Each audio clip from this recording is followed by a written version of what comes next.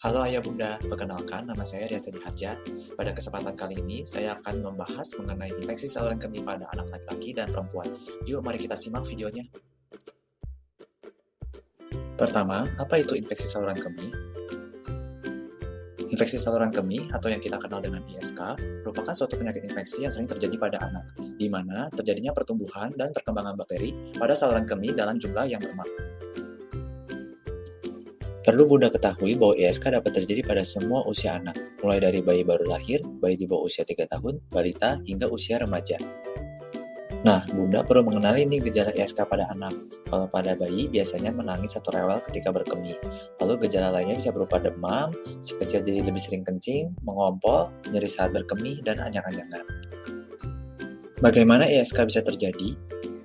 ISK dapat terjadi apabila kuman dari pup atau kulit sekitar anus si kecil masuk ke saluran kemih akibat jarang mengganti popok atau cara cebok yang tidak benar.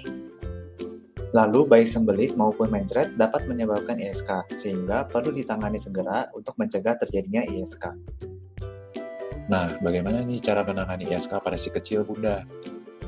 Jika Bunda melihat si kecil mengalami gejala ISK, maka sebaiknya segera dibawa ke dokter untuk mendapatkan penanganan segera.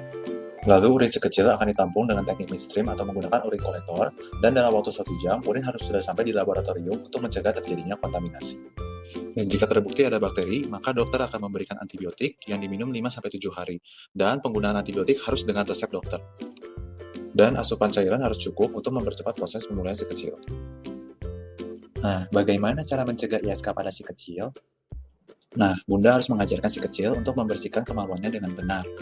Pada anak laki-laki, khususnya yang belum disunat, area di dalam kulit kulup harus sering dibersihkan, dan gumpalan putih atau smegma perlu juga dibersihkan karena sering menjadi sarang kuman.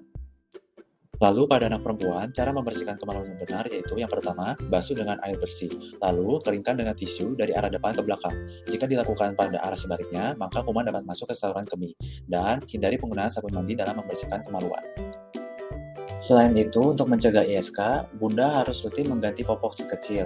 Lalu ajarkan si kecil untuk jangan menahan-nahan kencing, ajarkan juga untuk banyak minum air putih setiap hari, dan hindari mengenakan celana dalam yang terlalu ketat. Sekian penjelasan saya mengenai ISK pada anak. Semoga bermanfaat ya Bunda. Terima kasih.